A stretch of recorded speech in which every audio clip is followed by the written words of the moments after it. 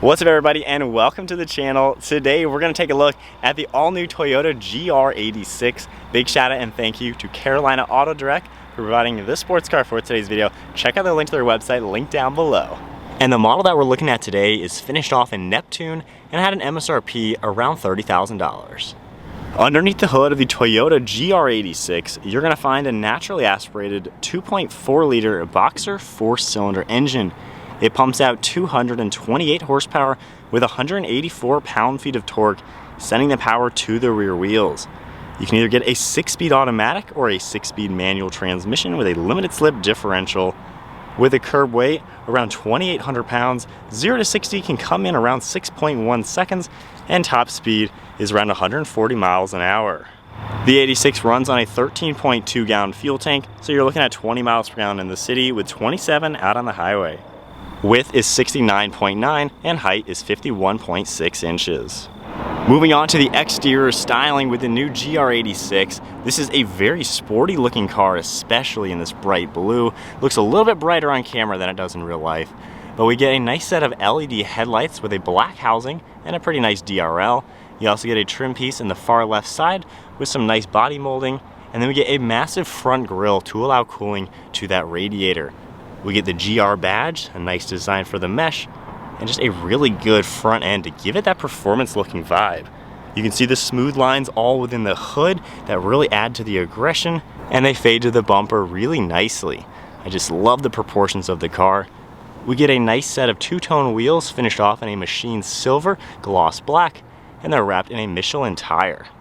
We also get some smooth body lines, a really cool trim piece behind the wheel, and then a very aggressive side skirt that cuts towards the rear wheels. I like all the sloping body lines and everything in the car. The side profile is very proportional. You can tell it's a small car, but has a really good design all throughout. We get body colored door handles and then gloss black on the mirror caps, and then a body colored roof with more sharp lines to mimic the hood.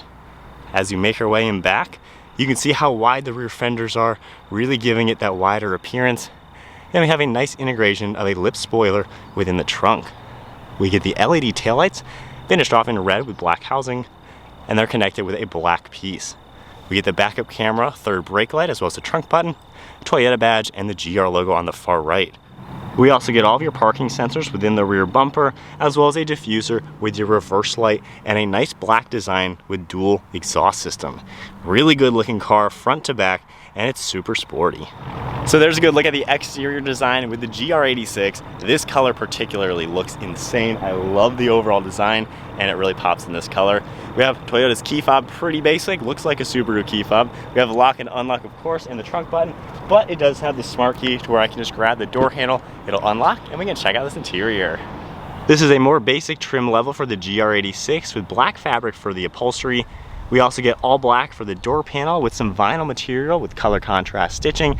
You get a pretty good sized grab handle as well as a cup holder, all of your window controls and mirror controls with lock and unlock, and then a black release handle. There's more vinyl up top. Then you can see all the black material for this door sill, and then manual controls for these seats.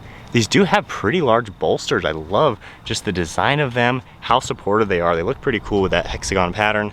Going up the backrest, you can see the same pattern all the way up to the headrest, and then spinning around, we get a black leather steering wheel with GR. And then now inside the 86, keeping my foot on the brake, we can go ahead and fire it up.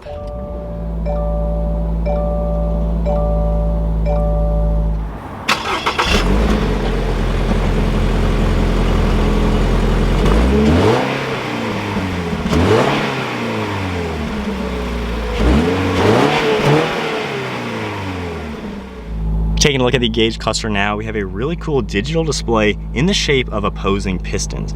You can see engine vitals on the right with your fuel, tack and gear are right in the center, and then on the left side you can see a G meter. You can also scroll left and right and see information for radio, the lane keeping, and then a few more safety settings within the car. You can also toggle the track button down here. If I hold this down, it'll go into the track mode, which gives you a really cool tachometer, and then you can exit out of that.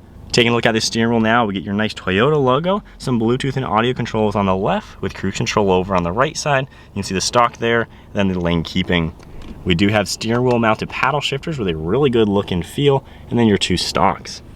We have the interior dimming, one of your air vents, and some nice black design running across the dashboard. Have a pretty cool three-dimensional look. Then your new screen right in the center. Your home menu right now, it's kind of a basic screen. There's no navigation or anything, but you kind of just get your basic settings and just a few things within the car. You do get a few apps on it, Android Auto, Apple CarPlay. Then if I go ahead and put this into reverse, you get your backup camera popping up with pretty decent graphics. Underneath that, we have all of your climate controls.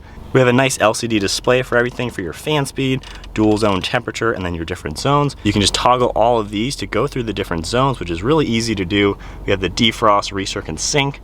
Then you can see some gloss black all around the shifter. We have the manual park and brake. And then your drive mode select. You can go into sport as well as a snow mode, which is a good touch to see in this car. We also have traction control, and then a little bit of storage right here, and an armrest with 2 more cup holders. So I like how that is set up. And then opening up the glove box, you have a pretty good amount of storage. And then one last look at the interior. It's a small car in here, however, it's pointed nicely, even for being a base model. It's really nice in here, and just a fun, sporty car to sit in. We have your dome lights up top, as well as the mirror. The GR86 also has back seats. If I grab this lever and push this forward, it kind of gets out of the way into the rear seats. This is more of a 2+2 seater, but then if I grab the lever up front and lift this forwards, I'm actually gonna be able to fit back here. No real amenities, except you do get seat belts, and that's about it. All right, so sitting now in the back of the GR86, it's actually not the worst. I actually have somewhat of headroom, and I have a little window, which is kind of nice. Legroom is gonna be the worst of it. I'm 5'11", and as you can see, if I pull this back to here, that's about as much as I would get, and the driver will be in the steering wheel. So there's no legroom. As you can see, there's no legroom back here. But they're good in a pinch. You know, if you need to use these for whatever reason, just hauling one person maybe once, not that bad. But as far as storage goes, it's nice to have that back here. But for people like me, it would definitely be pretty cramped for my legs. And then taking a look at the trunk space, I can just tap the button back here, it'll pop. We have a pretty decent sized trunk. It certainly is on the small side with a pretty tall floor. However, it's pretty usable for at least some backpacks. And I know once you fold the seats down, Toyota did claim back in the early days of the FRS, you can fit 4 OEM tires. But then after tapping the left and the right button, we can fold this down and you can open it up and see just how much more storage space. So not that bad, at least for a compact sports car. All right, we are setting off now in the GR86. So, a little bit of a slouch in the acceleration department, but honestly, it is peppy enough for what it is. The handling is amazing. I got to drive one of these at the tail of the Dragon, and it was my favorite car, honestly. It was so much fun. Like, you can just take turns, and it doesn't matter how quick you're going because it's just fun, and it takes them. I love just the fun factor. The handling is amazing, and you can just use the entire car all the time without worrying about breaking laws or breaking too many speed limits, just because it's not that fast of a car at the end of the day, to where even if you're pedal to the floor out of turns, you're probably not going to really be going that fast. So I just love the usability of the car. In the track mode, it turns traction control off, and you can whip it into turns and drift, and it's so easy to recover those drifts. I love just how easy this car is to drive, and you can drive it hard and have fun. If I go back into the normal mode and automatic mode, at least that aspect tones down to where the transmission is going to be nice and comfortable when it shifts, keep the revs low, and traction control will be on. In normal drive automatic, if I get up to speed, it's peppy enough, honestly. Getting up to speed, 45, 50, it really isn't a sluggish car. I think the older one, the FRS and the GT86, were just sluggish. They were too slow to honestly even be safe. This is just the perfect sweet spot.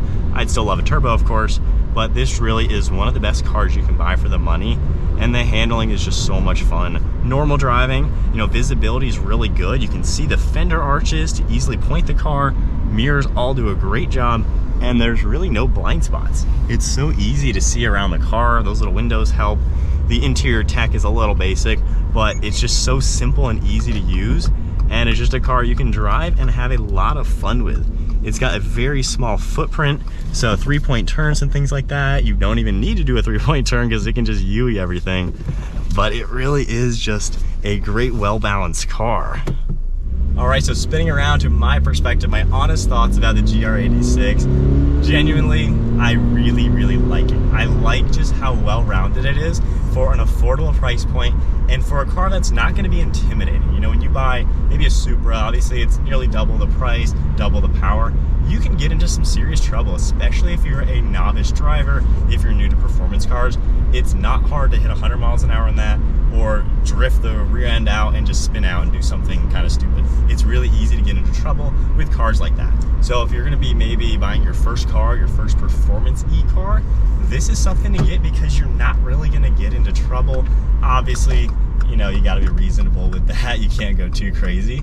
But a car like this, you can have like honest, innocent fun with it. So right now, as I get onto a straightaway, you know, I'm not going to hit 100 miles an hour. It would take a long time. I can floor it, and it's just not fast enough to do stuff like that. I'm not going to go full throttle being nearly brand new, but flooring it. And now we're up to 50, starting to get close to the car in front of me.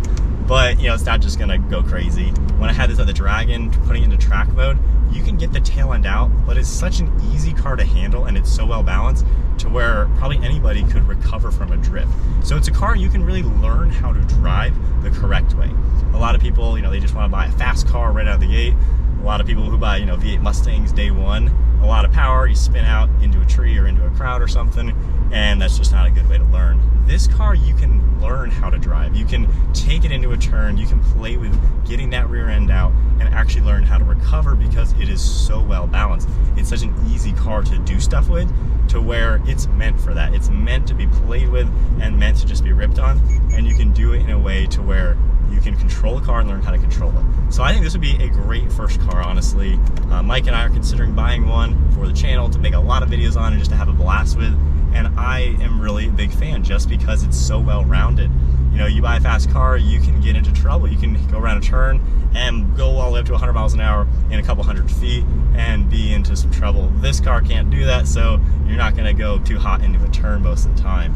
So I just like that aspect. It's a really big selling point for not even just the novice drivers, but for the experienced drivers. You know, I've been driving mountain road trips since I was 16, and I still do them today, obviously in my GTR, which, you know, you can get into some pretty bad trouble with that kind of car hitting 120 without thinking. But this car, I can take on those same roads and just pedal to the floor and just have a blast and know I'm never breaking 100 miles an hour or even close to that.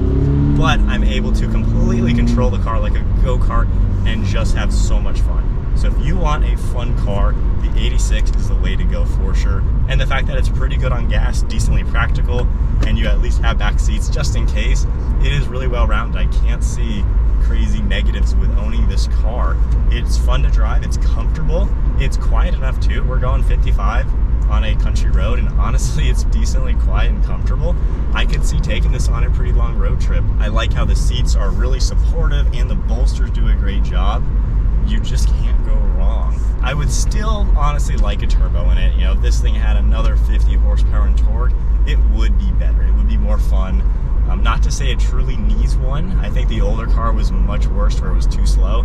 This car is well balanced, and you don't need to focus on the power when you're in this kind of car. You can just focus on driving it and having a good time. And I think that's really what Toyota and Subaru kind of designed these cars to be.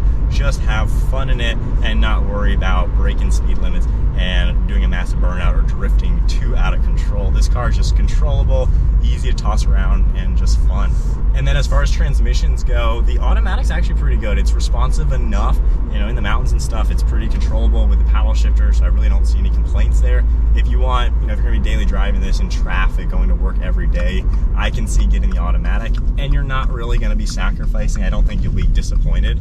The manual I've driven as well, I personally like that a lot better, and I think it's a pretty good transmission. So I think they just set up the cars really well. Depending on what transmission you need, you got a solid car. I think that is then it, unfortunately, with the GR86. Really one of my favorite affordable cars. I don't think you can go wrong, and I really want to own one at some point. Hopefully my brother buys one, because I'm going to steal it a lot, because I think these are a heck of a lot of fun. Anyways, if you enjoyed the video, give it a thumbs up, hit that subscribe button, stay tuned for plenty more content, and a big shout out and thank you once again to Carolina Auto Direct for providing this 86 for today's video. Check out the link to their website linked below. They have another one as well, and they always get some cool cars. But that is it, guys. I'll see you in the next video.